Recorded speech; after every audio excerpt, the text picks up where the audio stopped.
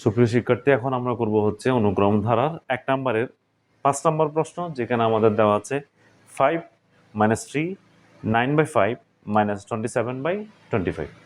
তাহলে প্রথমে আমাদের দেখতে হবে এটা সমান্তর কিনা, তারপর গুণোত্তর কিনা, তারপর ফিবোনাচ্চি কিনা।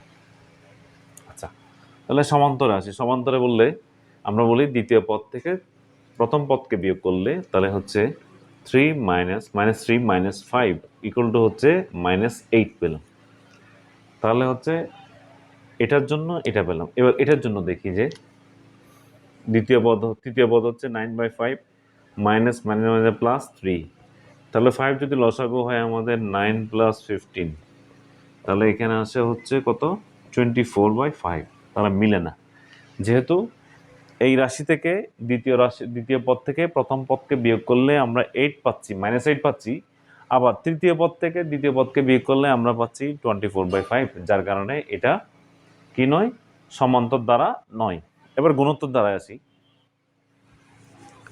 গুণোত্তর দ্বারার ক্ষেত্রে আমরা যদি বলি যে প্রথম পদ হচ্ছে আমাদের কত 5, দ্বিতীয় পদ হচ্ছে -3, তাহলে সেক্ষেত্রে আমরা পাচ্ছি কি গুণোত্তর দ্বারা সাধারণ পদ আমরা পাচ্ছি কি সাধারণ পদ দ্বিতীয় পদ বা প্রথম পদ। তাহলে আমাদের দ্বিতীয় পদ হচ্ছে -3, প্রথম পদ হচ্ছে কত 5, -3/5। এবার এটাতে আসি ঠিক একইভাবে, তৃতীয় পদ ডিভাইড বাই দ্বিতীয় পদ। তাহলে তৃতীয় পদ হচ্ছে আমাদের 9/5, আমাদের দ্বিতীয় পদ হচ্ছে -3।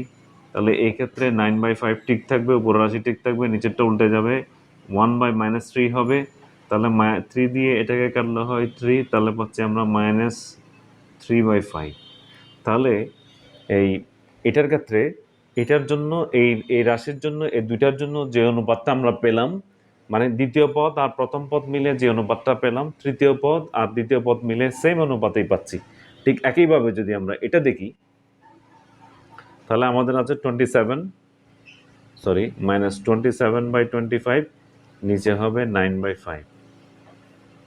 তাহলে আমাদের হচ্ছে -27/25 ইন্টু, এটা উল্টে যাবে, 9 নিচে যাবে, 5 উপরে যাবে। তাহলে 9 দিয়ে এটাকে কাটলে হয় 3, 5 দিয়ে এটাকে কাটলে হয় 5। তাহলে সেম আমরা পাচ্ছি -3/5। তাহলে প্রত্যেক ক্ষেত্রে অনুপাতটা যেহেতু সমান আসছে, তাহলে এটা হচ্ছে কি দ্বারা, গুণোত্তর দ্বারা। আচ্ছা, এবার আমরা গুণোত্তর দ্বারার ক্ষেত্রে সাধারণ অনুপাতটা পেলাম, যেহেতু প্রতি ক্ষেত্রে সাধারণ অনুপাতটা সমান, অর্থাৎ পরবর্তী পদকে পূর্ববর্তী পদ দ্বারা ভাগ করলে যদি একই রাশি পাওয়া যায়, যদি একই রাশি পাওয়া যায়, তাহলে সেটাকে আমরা বলি গুণোত্তর। আর পরবর্তী পদ থেকে পূর্ববর্তী পদটাকে বিয়োগ করলে যদি সব ক্ষেত্রেই সমান মান পাওয়া যায় বা সমান সংখ্যা আসে, তাহলে এটাকে বলি আমরা সমান্তর। আর যদি পূর্ববর্তী দুইটি সংখ্যার যোগফল তার পরবর্তী সংখ্যার সমান হয়, তাহলে এটাকে বলে আমরা ফিবোনাচ্চি। আচ্ছা, তাহলে আমরা যদি এটা যোগ করি, 3 আর 5 যোগ করি, তাহলে কোনোভাবেই 9/5 আসে না, যার কারণে এটা ফিবোনাচ্চি নয়। সুতরাং এটা একটা গুণোত্তর ধারা। তাহলে এই ধারার সাধারণ পদটা হচ্ছে আমরা কিছুক্ষণ আগে করেছিলাম যে কোনো একটা গুণোত্তর ধারা প্রথম পদ যদি এ হয়, সাধারণ অনুপাত যদি কিউ হয়, তাহলে সেক্ষেত্রে আমরা লিখি সাধারণ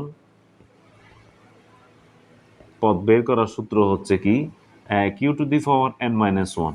এটা হচ্ছে গুণোত্তর দ্বারা সাধারণ পদ বের করার সূত্র। যে প্রথম পদ যদি আমি বের করতে চাই, যেহেতু প্রথম পদে এর মান হচ্ছে 5, কিউ এর মান হচ্ছে -3/5, তাহলে প্রথম পদের জন্য n এর মান হবে কত, 1 হবে। তাহলে 1 - 1 0 হবে। তাহলে 0-র জন্য এটা 1 হয়ে যাবে, তাহলে আমরা 5 পাবো। ঠিক একইভাবে আমাকে যদি বলে 10তম পদ বের করতে, এই গুণোত্তর দ্বারা 10তম পদ নির্ণয় করুন, বা এই গুণোত্তর দ্বারা 5তম পদ নির্ণয় করুন, বা 6তম পদ নির্ণয় করুন, তাহলে আমরা যদি বলে ষষ্ঠ পদ নির্ণয় করতে যদি বলা হয়, তাহলে সেই ক্ষেত্রে এর মান আপনার কাছে জানা আছে 5 আছে, কিউ এর মান -3/5 জানা আছে, ষষ্ঠ পদে n এর মান, যেহেতু n ষষ্ঠতম পদে যাবে, পদ সংখ্যা হচ্ছে 6, তাহলে 6 - 1 পেলাম। তাহলে এখানে পাচ্ছি 5 × -3/5 তাহলে সেই ক্ষেত্রে আমরা পাচ্ছি এখানে, যেহেতু এখানে 5 × 5⁵, এখানে 3 -3⁵। কেন -3⁵ হবে? কারণটা হচ্ছে যেহেতু এটা ঋণাত্মক রাশির ঘাত যদি বিজোড় হয় তাহলে সেটা ঋণাত্মকই থাকে, বা এটা যদি এতটুকু কনফিউজড হয় তাহলে এটা ব্র্যাকেট দিতে পারি আমরা। তাহলে উপরে একটা 5 আছে, নিচে 5টা 5 আছে, তাহলে আমাদের চলে যাবে হচ্ছে এখানে থাকবে আর 4টা 5 to the power 4 minus 3/3 whole to the power 5। এটা হবে আমাদের ষষ্ঠতম পদ। তাহলে আমাদের প্রথম, দ্বিতীয়, তৃতীয়, চতুর্থ, পঞ্চম, ষষ্ঠতম পদ হবে এটা। ঠিক একইভাবে আমরা দশমতম পদ নির্ণয় করতে পারবো। তাহলে সাধারণ পদ নির্ণয়ের সূত্র হচ্ছে গুণোত্তর দ্বারা 1 you two the power n-1। এটা আমাদের মনে রাখতে